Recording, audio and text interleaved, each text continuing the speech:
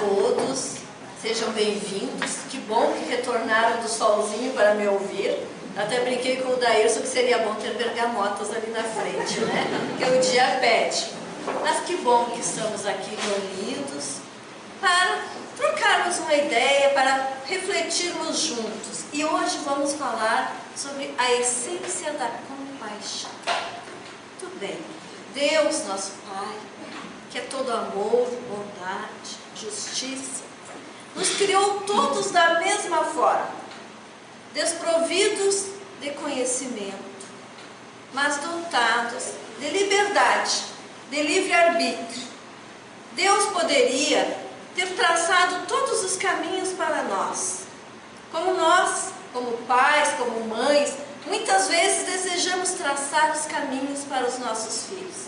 Mas Deus, em sua infinitude de bondade, de sabedoria, preferiu nos deixar livres para que todo o mérito da evolução fosse nosso.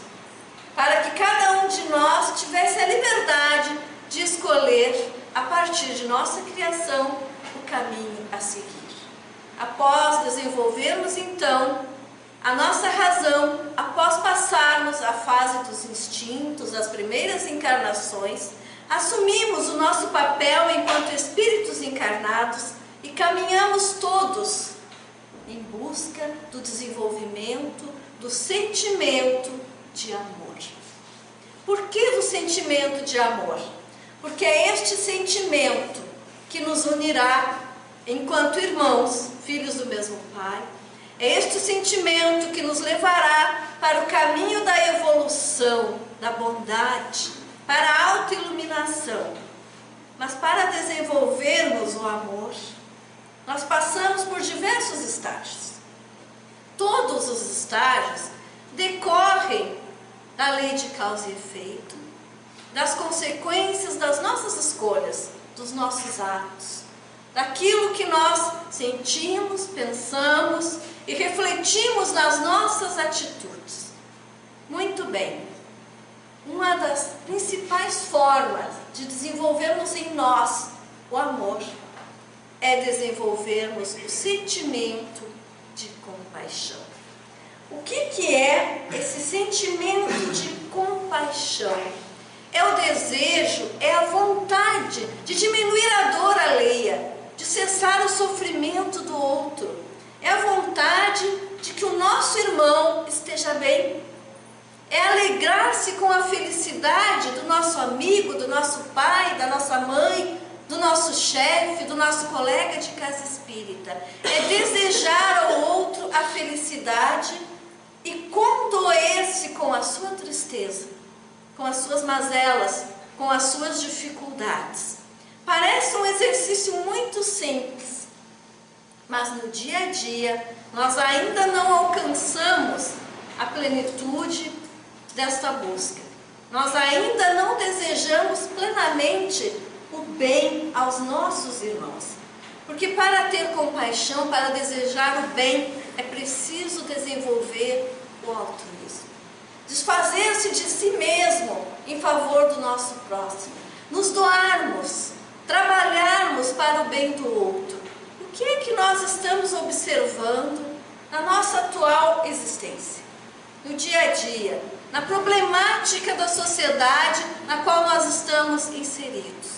Nós observamos pessoas buscando incessantemente a satisfação própria, a sua satisfação particular, a satisfação da sua família, a satisfação daqueles que eu amo, em detrimento da felicidade dos que não me interessam, dos que não fazem parte do meu convívio. E nós alegamos que não temos tempo. Eu mal tenho tempo de cuidar do meu filho, eu mal tenho tempo de trabalhar. Por que eu vou me preocupar com o meu vizinho? Porque somos todos irmãos. Porque a vibração de um interfere na vibração de todos. Porque a psicosfera que eu crio ao meu redor interfere na psicosfera do planeta Terra e de todo o universo. Nós estamos todos interligados. Então, o altruísmo, desejar o bem a todos é algo que nós precisamos repensar e praticar. Mas temos que, para isso, eliminar o nosso egoísmo. Sair um pouco do eu necessito, eu quero, eu mereço. Mas tudo que eu necessito, o outro necessita também. Se eu necessito de conforto, o meu vizinho também. Se eu necessito de uma roupa que me aqueça no inverno, todos os outros irmãos da face da terra necessitam. Se eu necessito de paz de espírito e respeito, todos os irmãos que me cercam necessitam ser respeitados. O nosso primeiro ímpeto, quando alguém nos magoa, é redarguir da mesma forma, é magoar. Se alguém nos ofende, nós ofendemos.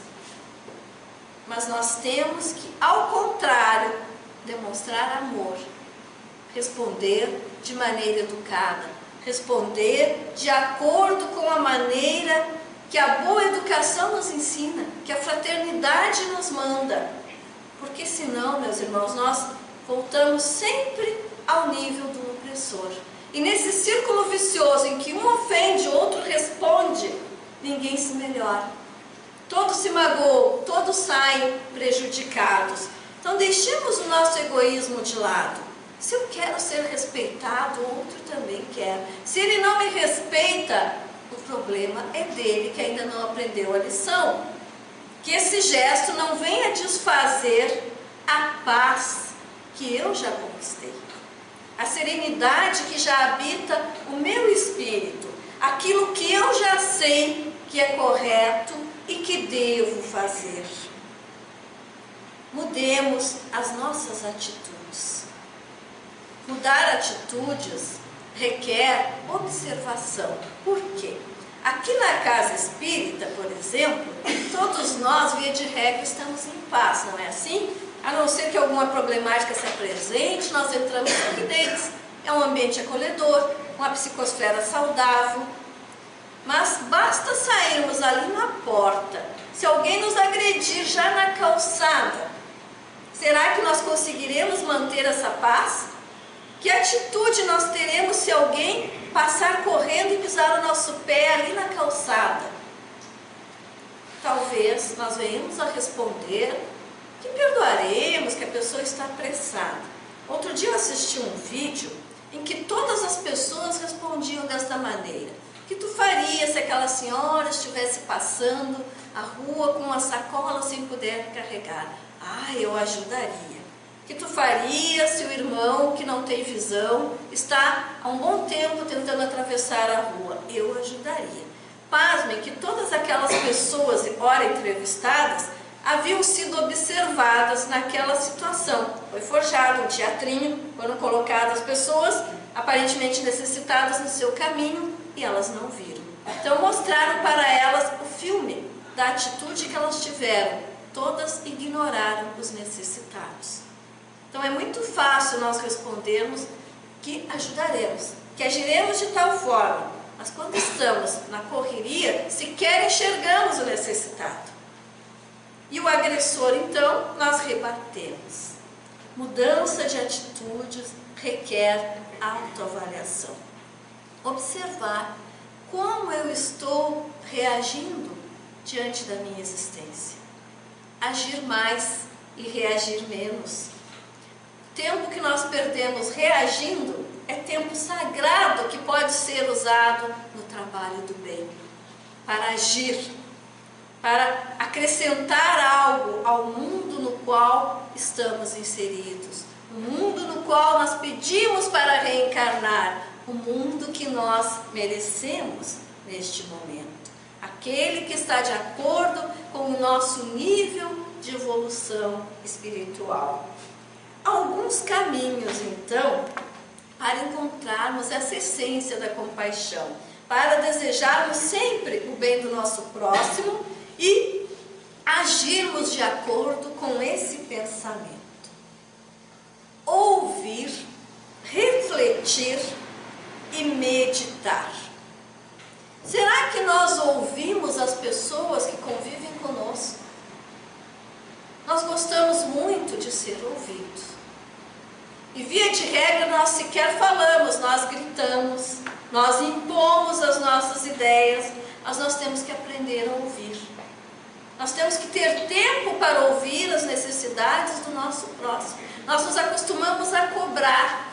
Cobramos boas atitudes, por exemplo, dos nossos filhos. Mas quanto tempo nós dedicamos a ouvi-los? A ouvir as suas razões da adolescência, da infância, da juventude? A aceitar os seus questionamentos, a sua forma de pensar? Nós criticamos os nossos colegas de trabalho que nos parecem mais relapsos e preguiçosos? Nós já ouvimos os nossos colegas? Talvez eles tenham algum problema, alguma problemática tão séria que os esteja afetando no desenvolvimento das suas atividades. Mas nós paramos para ouvir as pessoas antes de julgá-las, antes de criticá-las, antes de concluirmos por nós mesmos o que está acontecendo, porque muitas vezes as nossas conclusões são equivocadas, porque nós falamos, mas não ouvimos.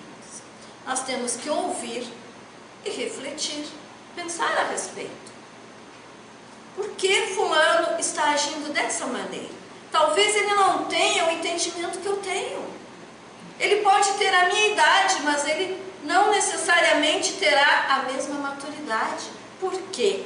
Porque cada espírito tem uma vivência individual. Cada espírito traçou uma caminhada. Quantas vezes os pais se lamentam? Ah, mas eu eduquei os dois da mesma forma. Mas educou desde sempre? O Espírito esteve sempre ao nosso lado? E a caminhada dele nas outras encarnações? Os traumas que ele traz do passado, as dificuldades, os anseios e as qualidades. Porque nós criticamos, mas não elogiamos. Além de refletir, de pensar, nós precisamos meditar. E a meditação é mais profunda, meus irmãos. A meditação é nos darmos aquele tempo precioso para pensar em tudo que nos cerca, para avaliarmos no contexto geral, para trazermos as questões para dentro de nós, na paz do nosso espírito, e pedirmos, através do poder da prece, as respostas. Porque aquele conceito que nós tínhamos há 4 anos atrás, sobre determinado assunto, se nós tivéssemos anotado e visualizássemos hoje, com certeza o posicionamento seria diferente. Esta semana, olhando as minhas palestras antigas, gravadas juntamente com meu esposo, ficamos observando. Peguei uma palestra sobre a família que eu repeti em vários anos e fui olhando. Essa lâmina eu não repetiria hoje. Essa daqui está mais fraquinha. Esse assunto se modificou. Esse assunto hoje é encarado de forma diferente. E assim são nossos pensamentos, nossas ideias, nossos posicionamentos sobre cada assunto. Nós nos modificamos. E todos os nossos irmãos se modificam.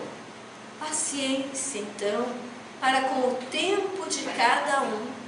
Cada um vai vivenciar um determinado aprendizado. Cada um de nós vive uma problemática particular dentro dos nossos lares. Alguns têm problema de saúde, outros têm problema de dinheiro, outros têm problema de comunicação e assim por diante. Então, cada um, de acordo com o problema que vivenciar, pode evoluir numa determinada área, se aproveitar a sua lição. Então nós recebemos a boa semente. Todos nós fomos criados à imagem e semelhança do Pai. Ou seja, habita em nós a semente do bem, a semente do amor, a semente do entendimento, do crescimento. Basta que cada um faça germinar a sua cota, do seu jeito. E todos nós, embora de diferentes formas, podemos ser espíritos maravilhosos, espíritos resplandecentes no meio social no qual estamos inseridos. Valorizemos a nossa semente, Valorizemos o nosso momento, aproveitemos o aprendizado que a situação que estamos vivenciando agora está nos oportunizando. Porque todas as situações da nossa existência nos oportunizam o crescimento individual. Depende da maneira como nós encaramos as situações que a vida nos apresenta. Buda nos diz que se a sua compaixão não inclui a si mesmo, ela é incompleta. Ninguém ama se não tem amor por si próprio. Ninguém dá o que não tem, como nós costumamos dizer. Então a compaixão, ela começa dentro de nós. Nós temos que ter compaixão pelos nossos próprios erros, pelas nossas próprias dificuldades. Todos nós, meus irmãos, erramos. Nenhum de nós aqui é espírito perfeito, acabado, evoluído. Estamos num plano de provas e expiações. Então, fatalmente nos equivocamos muitas e muitas vezes, em menor ou maior grau. Mas relevemos as nossas imperfeições. Gostemos de nós como nós somos, acreditando sempre que nós podemos melhorar, que nós temos dentro de nós todas as condições para o nosso melhoramento. Alto amor, compaixão por si mesmo, como filhos do Criador, como espíritos que estão em uma nova oportunidade e que muitas outras existências ainda terão. Compaixão que vem das entranhas do nosso coração. Tenhamos bons pensamentos. Ter compaixão para conosco é cuidar do nosso espírito, é cuidar da nossa paz interior. Tenhamos bons pensamentos. Por quê?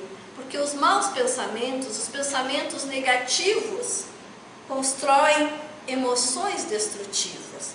Quando eu tenho um pensamento negativo, a seguir eu tenho uma emoção negativa. Eu demonstro um sentimento que me faz mal. Esse sentimento se consolida dentro de mim. E para tirá-lo depois instaurado aqui dentro é mais difícil.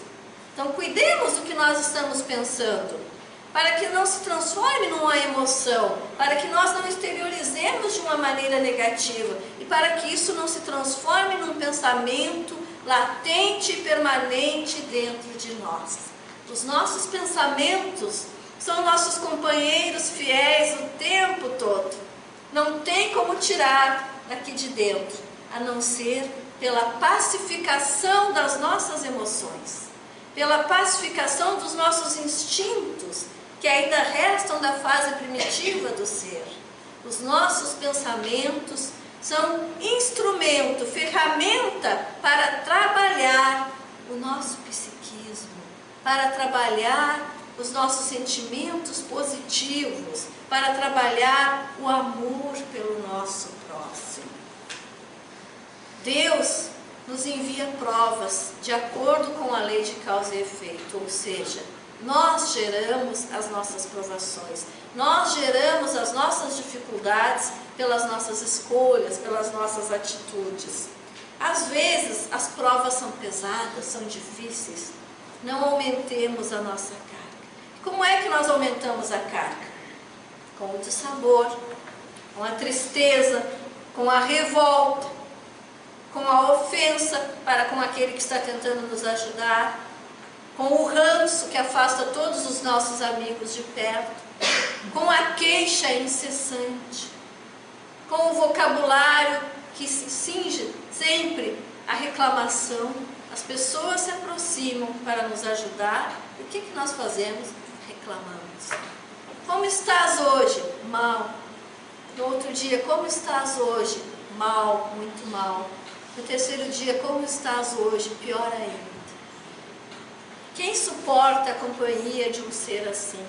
Ficamos entristecidos, rezamos, pedimos, mas muitas vezes a psicosfera é tão pesada em torno daquele ser que só reclama da existência que nós nos afastamos. Então, afastemos de nós o coitadismo, o hábito de reclamar, porque nenhum de nós é coitado.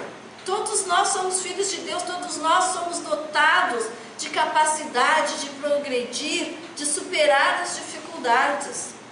Tudo aquilo que nós vivenciamos, nós somos capazes de superar ou de encontrar a resignação quando materialmente não é possível tomar outra atitude. Mas quando nós aceitamos as nossas dificuldades, nós damos o exemplo. Temos uma companheira lá na nossa casa espírita, está quase com um século, está no hospital, aguardando o final da vida agora, porque os órgãos estão se apagando, não funcionam mais. Mas ela está tão lúcida e tão radiante, que quando vamos visitá-la, saímos de lá recarregados. A energia daquele ser, daquela companheira, o abraço carinhoso, a memória, ela olha para cada um e pergunta: e o teu filho, e a tua atividade? E sorri, e agradece. Ainda agradece e se diz a pessoa mais feliz do mundo. Eu sou privilegiada, ela me disse outro dia, porque vocês vêm aqui. Vejam a maneira de encarar a doença, o desencarne, a tranquilidade de um espírito, ao passo que outros poderiam reclamar de tudo e dizer: eu não tenho mais forças, eu estou doente, e ficar lá cabisbaixo. Então sairíamos dessa visita entristecidos. Compaixão para conosco, então, menos orgulho, mais afeto para com as pessoas que nos cercam, para nos tornarmos moralmente melhores. Cuidemos das virtudes. Há muitos prazeres à nossa disposição. Tem uma frase de uma francesa, lá no tempo da Revolução Francesa, que nos diz assim: liberdade, liberdade, quantas loucuras já foram cometidas em teu nome. Quantas loucuras são cometidas em nome de uma falsa liberdade? Os prazeres que nos cercam nem sempre são saudáveis, nem sempre são bons para nós, mas a vida nos acena, é como aquelas mãos que nós temos ali, né? Nos puxa: vem para a liberdade, vem aproveitar a vida, vem ser feliz, vem ser moderno, vem ser bonito, vem ser da moda, vem se destacar. São as tentações de que Jesus nos falou. Para vencer as tentações, nos diz o Evangelho segundo o Espiritismo, lá no capítulo que traz o título Sede Perfeitos, somente com a noção do dever. Quando nós temos consciência do dever que nós temos para com a família, do dever que nós temos para com a sociedade, do dever que nós temos para com Deus, do dever que nós temos para conosco nesta encarnação. Somente com essa consciência do dever nós conseguimos superar as tentações do dia a dia, não sucumbir aos falsos prazeres que a matéria nos oferece.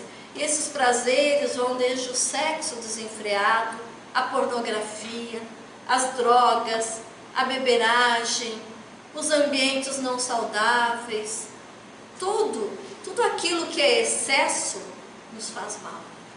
Tudo aquilo que não é bom para o nosso corpo físico nos faz mal. Tudo aquilo que agita o nosso espírito nos faz mal.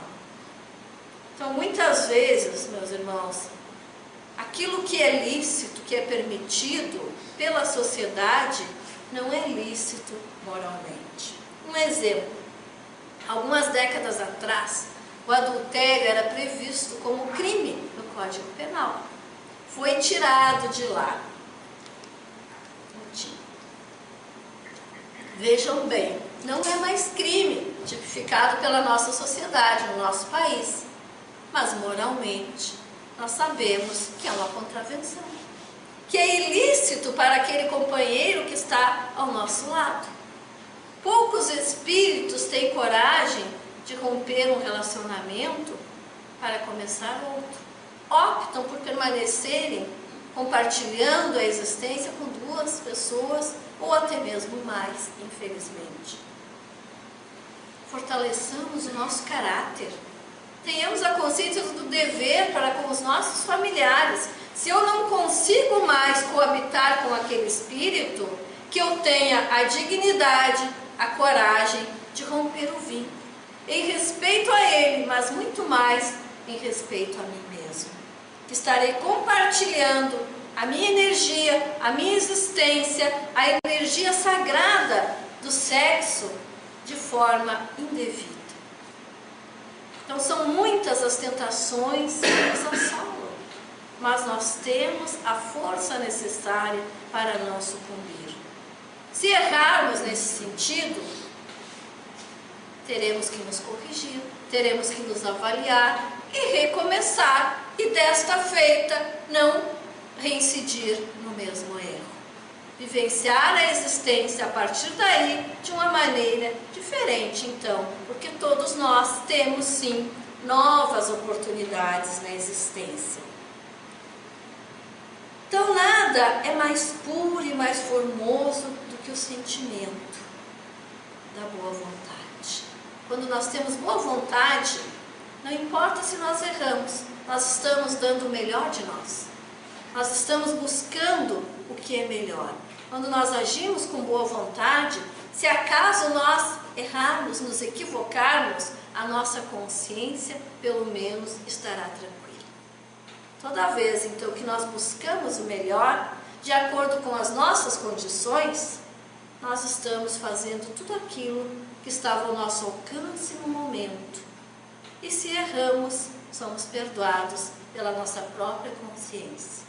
E muitas vezes erraremos, porque não somos donos da verdade. Como falei antes, nós mudamos os nossos conceitos, nós amadurecemos, nós aprendemos. Com certeza, não repetiríamos hoje gestos de 20 anos atrás. E essa é a mágica da existência, a mágica da reencarnação. Melhorar, se modificar a cada novo dia. Nós podemos abrandar ou aumentar as nossas provas, de acordo com a maneira como nós encaramos a vida. Como eu dei o exemplo da minha amiga querida que está no hospital, é assim, depende da nossa maneira de agir diante das dificuldades. E vejam, meus irmãos, toda vez que nós somos positivos, que nós somos otimistas, as soluções aparecem. Nós podemos estar na situação mais difícil da nossa existência. É como se estivéssemos no meio de uma estrada. Mas se nós acreditamos e continuamos firmes na caminhada, se nós prosseguimos a nossa marcha, as soluções surgem, elas vêm ao nosso encontro e a existência se torna melhor. As provas vão se amenizando, nós vencemos as dificuldades e entramos então em ciclos mais amenos, em ciclos mais felizes da nossa existência. Mas se nós permanecermos parados no meio do caminho, a dor aumentará. Nada se resolve sem a nossa boa vontade, sem o nosso ânimo de conseguir vencer. Saibamos, então, diante de todos os prazeres da vida, diante de todos esses relacionamentos efêmeros que a sociedade atual nos oferece, que a afeição de alma a alma é a única que sobrevive à destruição do corpo. Então, aqueles afetos sinceros são os que nós levaremos por todo o tempo, por todo o infinito no nosso espírito. Tem uma passagem lá na Bíblia em que perguntam a Jesus se uma mulher tivesse mais de um marido, e naquela época era permitido que os irmãos, quando desencarnassem, que o outro esposasse a sua esposa, que ficou viúva, né? Então aconteceu lá uma situação de que os irmãos foram desencarnando e o irmão seguinte desposava a viúva do seu irmão. Então perguntaram, com qual ela vai ficar na espiritualidade, se há a vida eterna? Qual é a resposta? Os espíritos não têm sexo, mas as afeições verdadeiras duram para sempre. Então aquele que tem afeição verdadeira com esse espírito, que foi aquela irmã naquela existência, se encontrarão sempre, estarão sempre ligados. mas não como marido e mulher, como irmãos, como espíritos imortais. Então, tudo que nós vivemos aqui são experiências terrestres. Os nossos vínculos conjugais, os nossos filhos, são espíritos que ora vêm nessa posição ou em outra. O que nós levamos após esta existência? O afeto. O afeto verdadeiro e indestrutível. Quando não há o afeto, nada resta. Somos estranhos na espiritualidade. Apenas mais um irmão que passou na nossa caminhada. Então vejam bem, o amor de mãe é para sempre, o amor de um filho é para sempre, o amor de um casal que se ama realmente é para sempre, o amor de irmãos é para sempre, o amor de amigos que se admiram é para sempre, a afeição verdadeira é para sempre. Todos os outros vínculos interesseiros, seja por interesse financeiro, seja por interesse sexual, seja por qualquer outro tipo de interesse, são passageiros, nada levamos. Desejar a felicidade do próximo em primeiro lugar e ser bondoso com todos, independente de suas imperfeições. Será que nós desejamos a felicidade do próximo em primeiro lugar? Nós desejamos, por exemplo, a felicidade dos nossos filhos. E qualquer um de nós vai dizer que deseja em primeiro lugar. Mas será que é sempre assim? Porque quantas vezes nós impomos a nossa vontade, nós cobramos o retorno do nosso afeto, nós criamos os nossos filhos com todo o amor, mas cobramos se eles não estiverem conosco no momento que necessitamos. Nós damos afeto aos nossos amigos, mas se eles não estão ao nosso lado na hora da dificuldade, nós cobramos. Será que realmente nós desejamos, então, o bem do próximo, a felicidade do próximo em primeiro lugar? Muitas vezes podemos desejar, mas daqueles que amamos. E o próximo não é apenas aqueles que amamos, é principalmente aquele que nos ataca, aquele que nos faz sofrer. Nós desejamos a felicidade de quem nos ataca? É um exercício, nós sabemos. Oramos, pedimos, até pensamos que desejamos, mas encontramos o próximo ali na esquina e trocamos a calçada. Porque a energia dele ainda nos faz mal. Porque a psicosfera ainda não pode ser compartilhada. Então ainda não chegamos à plenitude desse sentimento. Porque quando nós realmente desejamos o bem do próximo que nos fez mal, a sua presença é indiferente, não nos afeta mais. Nós queremos que ele esteja bem e a sua presença em nada altera o nosso ânimo. É um irmão da caminhada, mas é um processo que nós temos que caminhar paulatinamente até chegarmos nesse ponto. E durante a vida, com certeza, nós passamos por esse processo diversas vezes. Muitas pessoas nos perturbam, então nós vamos trabalhando. Quando vencemos o dissabor com aquele irmão, quando a sua presença não nos faz mal, vem outro e nos desafia. E novamente aquele ranço nas relações. E nós começamos a trabalhar novamente. E certamente nós teremos muitos desafetos. Por quê? Porque nós pensamos de maneiras diferentes. Porque nós ainda não temos a resignação de aceitar a forma de agir, de pensar do nosso irmão. Nós queremos, via de regra, que todos aplaudam as nossas ideias.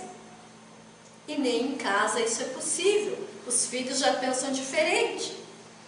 Aqueles que coabitam conosco, aqueles colegas de trabalho, então amigos, em algum ponto eles pensam diferente. Então nem sempre seremos aplaudidos. Nenhum de nós é perfeito. E cada um tem a sua caminhada, tem a sua trilha a percorrer, tem aspectos ainda a aperfeiçoar. Então eu posso ser uma doçura de pessoa dentro de casa e ser o contrário lá fora. Ou eu posso ser uma doçura de pessoa no meu trabalho e quando eu entro em casa eu chego batendo porta. Há muitas situações a avaliar. quando tudo está em paz, quando todos concordam com os nossos pensamentos, com as nossas colocações, quando todos obedecem às nossas ordens, está tudo perfeito. Mas a vida não é assim. Nós temos que amar e respeitar a todos indistintamente. Jesus disse a Pedro que o homem no mundo é mais frágil do que perverso. Tenhamos isso em mente. Quando tivermos rancor por alguém, quando sentimos a mágoa ou até mesmo ódio, pensemos que aquele irmão é mais frágil do que perverso. Por que mais frágil? Porque ele ainda não desenvolveu as suas capacidades afetivas, porque ele ainda não se educou, porque ele ainda não entendeu o significado da existência. Então, na verdade, todos nós somos frágeis, até que nos eduquemos plenamente.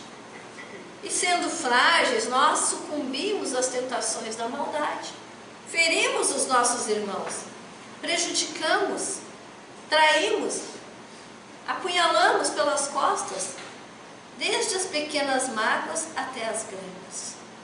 Mas nós precisamos desejar o bem para todos aqueles que necessitam. Quantos espíritos passam pela vida e somente conseguem se apaziguar na hora da morte? Que bom que ainda consigam, porque nem todos conseguem. Alguns partem com o dissabor, com a briga, sem resolver o problema com seus irmãos. Outros conseguem, no leito de morte, pedir perdão. Que bom que todos conseguíssemos, enquanto estamos na caminhada, conseguíssemos conviver, conseguíssemos nos respeitar, a vida seria mais rica. Quanto aprendizado viria daqueles que detestamos, se conseguíssemos aceitar o seu ponto de vista, se observássemos a sua maneira de viver. Quantas qualidades cada irmão possui. Todos nós possuímos qualidades, mas quando nós não gostamos da pessoa, nós não enxergamos as qualidades. É muito difícil.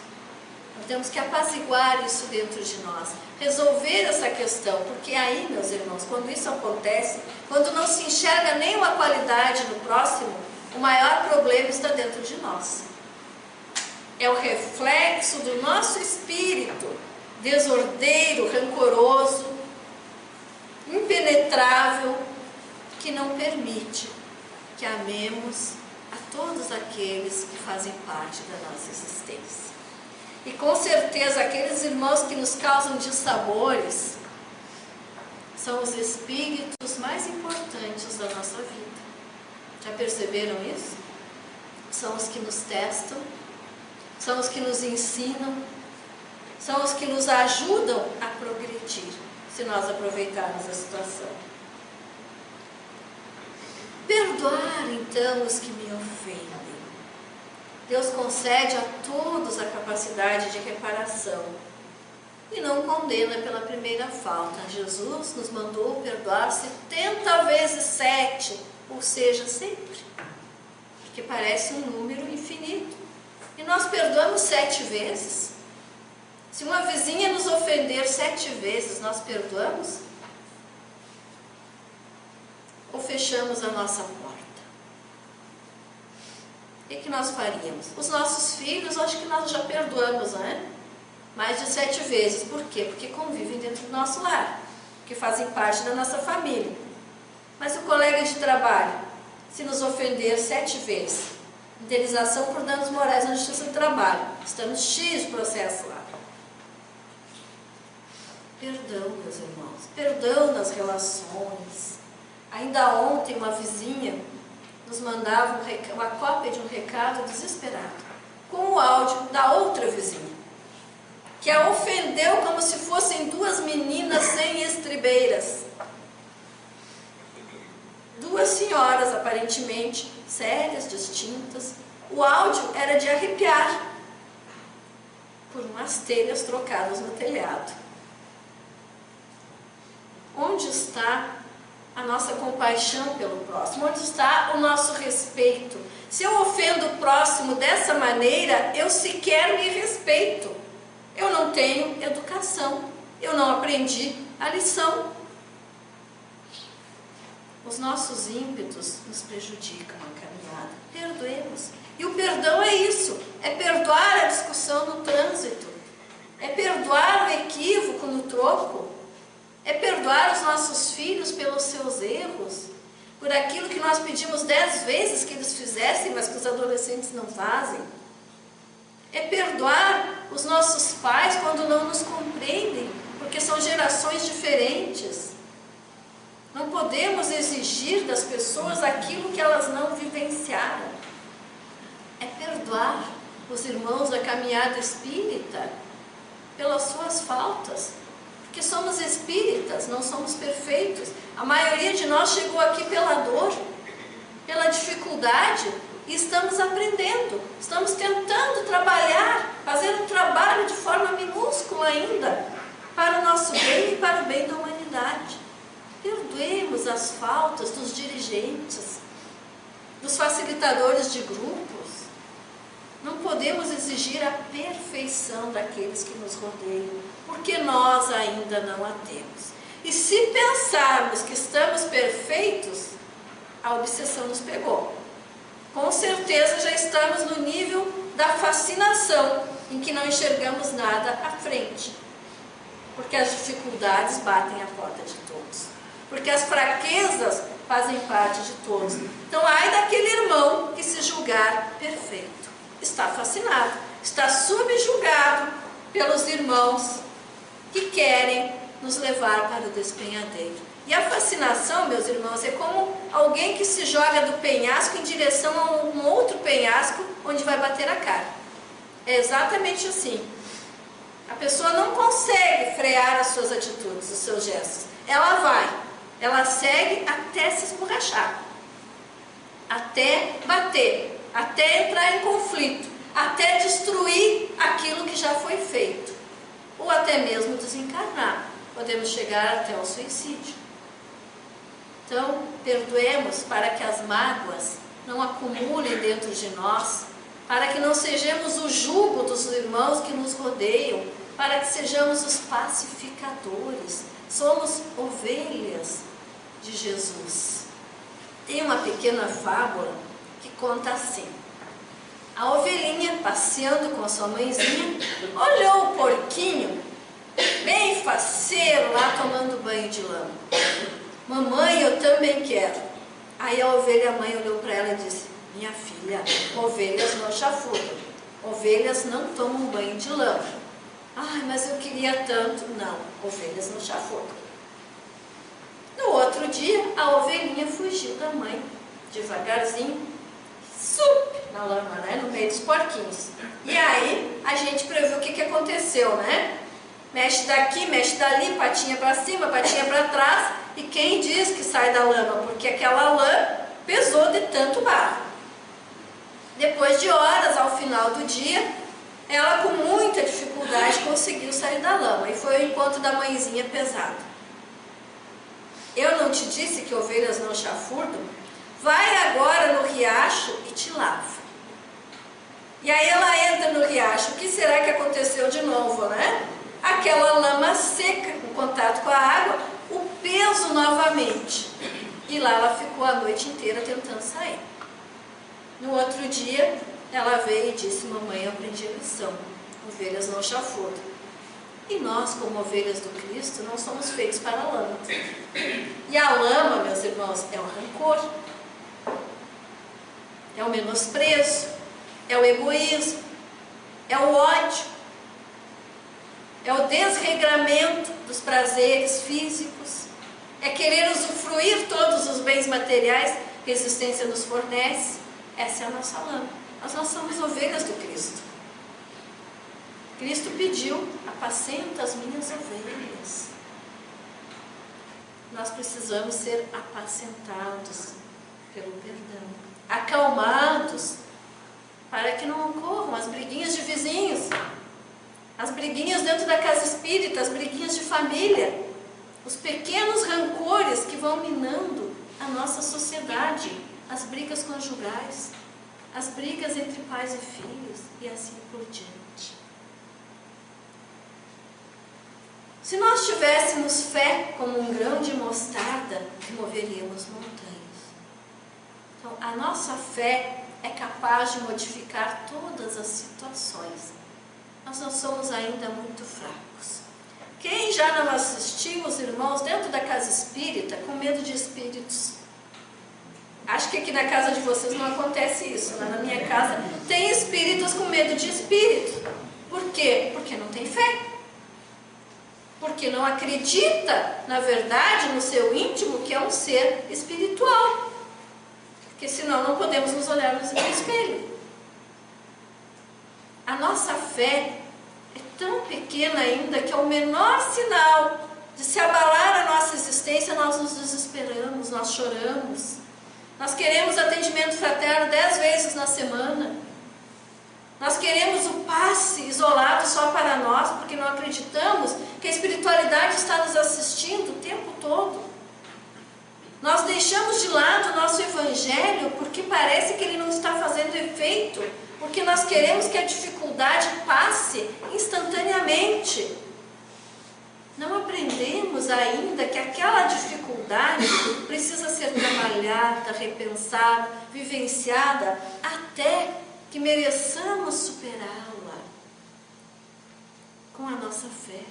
Então a nossa fé ainda é um grão de mostarda. Quando nós acreditarmos fielmente em Jesus, seremos fortes. Mas para acreditar em Jesus, nós precisamos acreditar no nosso próximo. E para acreditar no nosso próximo, nós precisamos amá-lo. Para amá-lo, temos que ter compaixão para com as suas dificuldades. Manter a humildade mesmo diante da riqueza e do poder. Ter a consciência, meus irmãos, de que somos todos iguais. De que ninguém é melhor. Uma outra historinha. Um cavaleiro, há muitos anos atrás, num país gelado, num dia de neve, um senhor à beira da estrada aguardava que o cavaleiro o ajudasse. Por quê? Ele já estava muito idoso, estava machucado e tinha à sua frente um riacho para atravessar. Mas ele, olhando o riacho, percebeu que se atravessasse a pé, morreria de frio ou talvez não conseguisse sair do outro lado.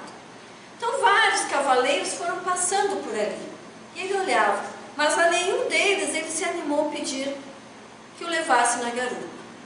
Já ao final da tarde, quando vem o último cavaleiro, ele olha em seus olhos e então ele pede: por favor, me ajude, me leve até o outro lado. O cavaleiro desceu, colocou na garupa prontamente e o levou inclusive até a estalagem mais próxima e pagou as suas despesas, porque viu que ele estava necessitado para que ele pernoitasse aquela noite. No dia seguinte, lhe ofereceu um café da manhã e ao se despedir perguntou: meu senhor, por que o senhor não pediu aos outros cavaleiros que passaram antes que o ajudasse? Ah, meu filho, eu olhei nos olhos deles, eram duros como pedra, não me ajudariam. Mas quando eu vi o senhor, eu senti o olhar da compaixão e tinha certeza que me traria junto. Então o cavaleiro agradece e responde: eu não fiz mais do que a minha obrigação. E se despede e vai para a Casa Branca, onde então era o presidente dos Estados Unidos, Thomas Jefferson. Todos nós somos iguais, não importa o cargo que estamos ocupando, não importa a nossa posição, não importa a nossa aparência, não importa o bairro onde nós moramos, não importa a nossa idade, não importa a nossa opção sexual. O que nós fazemos da nossa existência é problema nosso. O que nós fazemos em relação ao nosso próximo é problema de todos. Temos que nos ajudar, temos que colaborar uns com os outros. Todos nós responderemos pelas nossas faltas. Então, aquilo que nós fazemos para nós, responderemos. Mas o que nós fizermos para os outros, nós responderemos pelo que nós estamos fazendo e pelo que ele sofreu. Responderemos duplamente. Dominemos então a nossa raiva. Amar os inimigos é não ter nem ódio, nem rancor, nem desejo de vingança. A mágoa se instala dentro de nós devagarzinho. aquela pontinha, aquela picuinha, aquela alfinetada que alguém nos deu. Ah, mas eu me magoei. Eu começo a pensar naquele acontecimento. E se instala dentro de mim o rancor, o ressentimento. E eu continuo pensando. E a aversão aumenta. E isso se transforma em ódio. E o ódio, meus irmãos, para tirar de dentro do nosso coração é muito mais difícil. Ele nos leva até mesmo ao desejo de vingança. E quando nós estamos no desejo de vingança, já passamos todos os patamares aceitáveis. Temos que então apaziguar o nosso coração, repensar, observar os nossos irmãos e tentar resgatar dentro de nós imediatamente o amor por aquele ser, o respeito, o desejar o bem. Essa é a essência da compaixão. Tudo na terra é passageiro, mas nós nos achamos únicos e maravilhosos. Nós achamos que a juventude não passa, que a nossa beleza é impenetrável, nós achamos que os nossos objetos são maravilhosos. Às vezes juntamos tanta coisa dentro de uma casa que nem lembramos que possuímos. E os objetos vão envelhecendo, vão ficando cheios de poeira, vão ficando amontoados. E quando vamos usar, não presta mais. Tudo é passageiro, meus irmãos. Os bens materiais são para ser utilizados de maneira correta, de maneira adequada, sem exagero, para o nosso conforto, para o nosso bem-estar. As pessoas são para ser amadas, porque o corpo físico é passageiro. Então, todos aqueles prazeres honestos que nós buscamos, eles passam. Agora, os prazeres verdadeiros, aqueles que dão alegria à alma, nós levamos para sempre. Aquela tarde de conversa agradável com um amigo, o chimarrão com um vizinho agradável, o reencontro com um irmão, um trabalho bem feito na seara espírita ou em qualquer outro lugar, o servir alguém, o colaborar com alguém, são prazeres que nós levamos para sempre. E aquele que recebeu, então, jamais esquece. Nós lembramos muito mais das mágoas do que dos bons momentos. Estamos equivocados. Temos que recordar dentro de nós os bons momentos.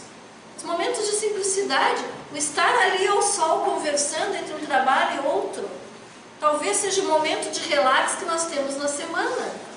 Tamanhas são as nossas atividades. Então são momentos maravilhosos. Sentar ao solzinho com uma amiga e conversar, trocar uma ideia.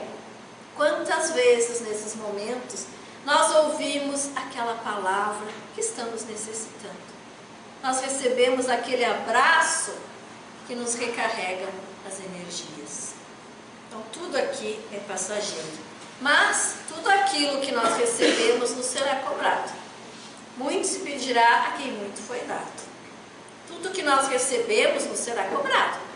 Todas as oportunidades nós temos que agarrar com as duas mãos, aproveitar, trabalhar e multiplicar os bens que nós recebemos. Porque senão nós seremos cobrados. E seremos cobrados por quem? Pela nossa consciência. Deus não tem tempo para ficar nos cobrando. É a lei de causa e efeito, é a nossa consciência. Deus está tentando nos apaziguar, nos resgatar. Jesus está conosco há tanto tempo, tentando nos ajudar a evoluir. Ele não está aqui para nos cobrar. É a nossa consciência, é a lei natural que nos cobra. Porque tudo tem que caminhar para o bem, para a perfeição, para o amor, para o entendimento. Cultivemos a paciência, domando as emoções aflitivas.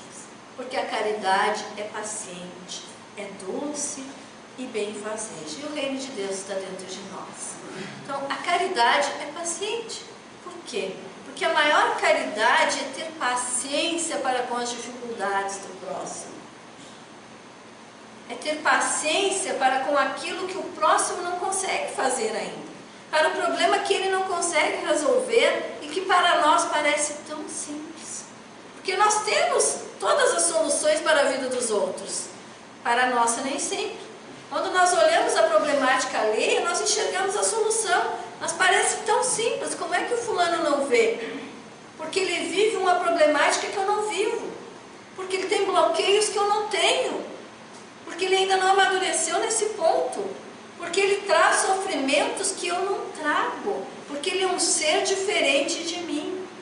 Então, caridade é ter paciência para com as dificuldades do outro. Para isso nós temos que ser brandos, nós temos que esperar a maturidade alheia, ajudando.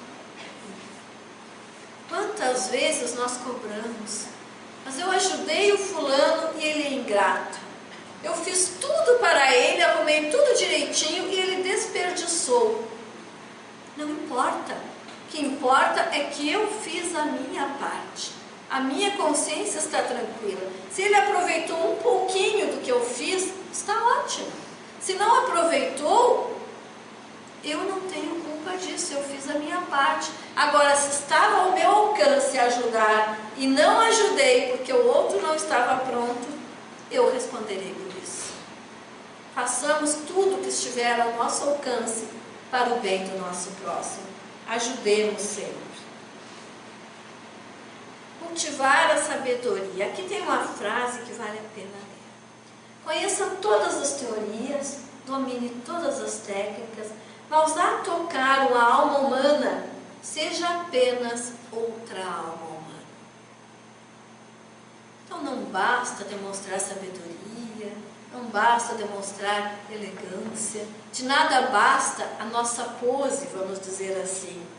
Nós, via de regra, quando vamos ajudar, tentamos mostrar que temos mais, que sabemos mais. Mas na maioria das vezes, o que o outro precisa é de um gesto de simplicidade. Às vezes ele não precisa de nada além de um olhar, como o nosso cavaleiro, que deu um olhar de bondade. Tem no YouTube um vídeo daquelas historinhas tailandesas, mas que traz uma história muito interessante. Um ex-prisioneiro de guerra, ao desencarnar, pede para a filha que vá ao encontro da mulher que mudou a vida dele. Ele entrega a ela uma foto e dá alguns detalhes para encontrá-la. A filha vai e encontra esta senhora, mostra a sua foto e pergunta: é a senhora? Sou. O que a senhora fez para o meu pai? Porque ele afirmou antes de morrer que o que a senhora fez a ele mudou toda a sua existência, mudou toda a sua forma de ver o mundo. E o meu pai, após a guerra, passou todo o seu tempo ajudando pessoas, entregando remédios, alimentos, agasalhos, visitando orfanatos, asilos, aonde podia ele estava colaborando. O que a senhora fez a ele? Então aquela senhora olha para a moça, se emociona e revê na sua memória o acontecimento e narra para a moça o que aconteceu. O pai dela era prisioneiro de guerra.